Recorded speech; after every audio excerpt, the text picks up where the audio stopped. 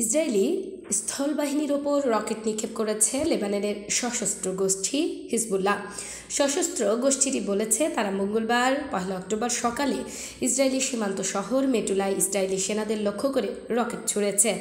বিবিসির এক প্রতিবেদনে বলা হয়েছে রকেটের একটি ব্যারেজ উৎক্ষেপণ করা হয়েছিল।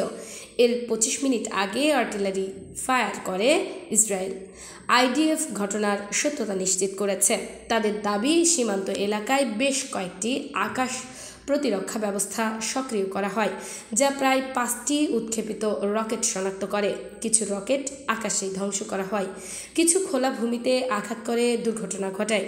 সোমবার ইসরায়েলি সামরিক বাহিনী উত্তরের মেটুলা, মিসগাভ, আম এবং কাফার গিলদের আশেপাশের এলাকাগুলোকে ক্লোজ মিলিটারি জোন ঘোষণা করে প্রবেশ নিষিদ্ধ করেছে। সেখানেই হামলা করে হিজবুল্লাহ, যদিও তা সফল হয়নি বলে জানা গেছে। এদিকে দক্ষিণ লেবাননে প্যারাট্রুপের মাধ্যমে কমান্ডো নামিয়েছে ইসরায়েল। সেখানে বড় ধরনের সংঘাতের খবর জানিয়েছে রয়টার্স। এক প্রতিবেদনে বলা হয়, রাত থেকে সেখানে ব্যাপক গোলাগুলি হচ্ছে। সীমান্তের ওপর থেকে আর্টিলারি ফায়ারের আওয়াজে প্রকম্পিত পুরো এলাকা। সকাল নাগাদ লেবাননের সেনাবাহিনী যুদ্ধক্ষেত্র ছেড়ে পিছু হাঁটে, তবে এখনও একের পর এক বিস্ফোরণ হচ্ছে।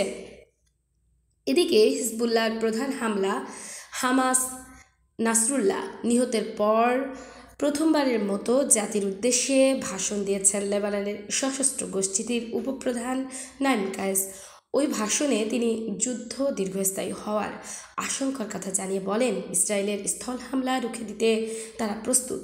তিনি যে কোনো পরিস্থিতিতে ইহুদিদের অত্যাচারের বিরুদ্ধে লড়াই অব্যাহত রাখার অঙ্গীকার করেন।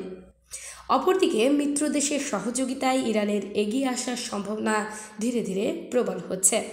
ধারণাটির ব্যাপারে যুক্তরাষ্ট্র সজাগ। তারা আগেভাবেই জানিয়ে দিচ্ছে, লেবানন ইসরায়েল যুদ্ধে ইরানের হস্তক্ষেপ মেনে নেবে না তারা।